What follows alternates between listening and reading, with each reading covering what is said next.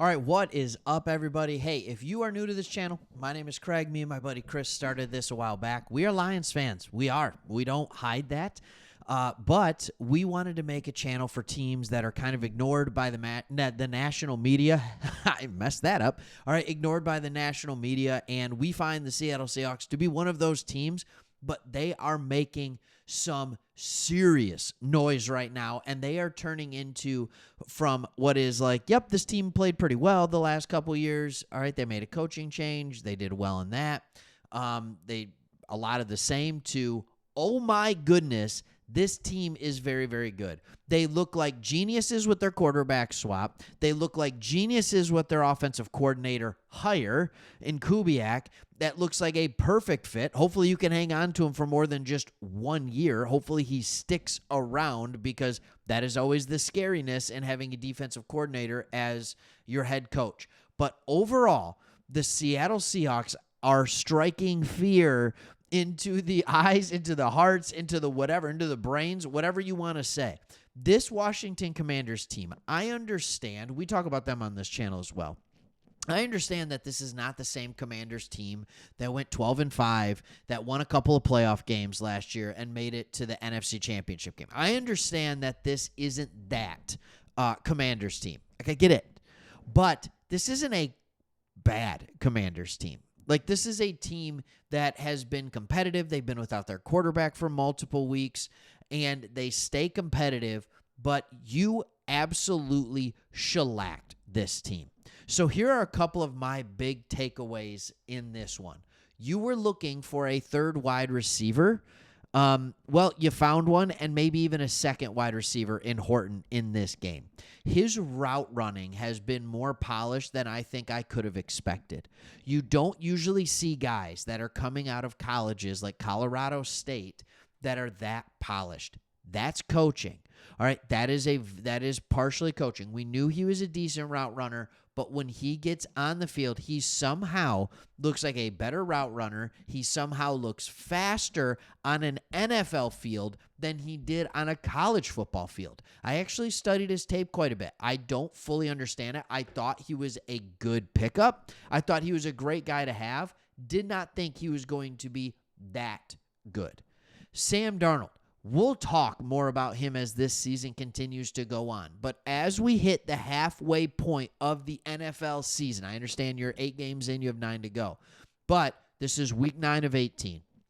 And as we hit halfway through the NFL season, your quarterback is an MVP candidate. I want to be very clear on this. He is an MVP candidate. And the things of the past for Sam Darnold, right? Look, we all know what happened his first few years. We know about the Jets. We know about the Panthers. We know, and I thought he wasn't terrible with the Panthers, by the way. We know all of that stuff in the beginning of his career. We know he turned it around last year with Minnesota, but there was still this whole, he's seeing ghost. He's seeing ghost. And anytime he gets pressure, he's in trouble. Sam Darnold is laughing at pressure at this point right now. And instead of looking at him as a guy who just throws the ball up into pressure and gets the yips or whatever, he's now starting to look more like a gunslinger, right? Like one of the old school gunslingers. He's becoming one of my favorite quarterbacks to watch on Sundays, because he is simply a guy who's like, yeah, I'll throw it, right? Like even when he has a misread. All right, the touchdown to Arroyo. Right? Phenomenal throw into kind of triple coverage. It was in the zone, right? When he had a wide open Jackson Smith and Jigba who beat Amos so bad on that play. Just absolutely beat him on that play, but Darnold's eyes were someone else. Still made a great throw. That's a gunslinger. That is what he is. So you're going to live and die by the sword with him. But one of the things that makes him so effective is that the run game is working. And therefore, when the run game, in a game like this, when the run game is working, all of a sudden that play action becomes something entirely different. And sometimes it doesn't even have to be the run game fully working. I understand you only average 3.7 yards per carry. I understand the interior of the offensive line is not opening large holes. But the play action still works, especially because Sam Darnold can throw off platform. It can go well. Legitimate MVP candidate. Now, let's get into some of the bad/good news. All right, you see right here that the Ernest Jones injury is not season ending. This is from your head coach, Mike McDonald.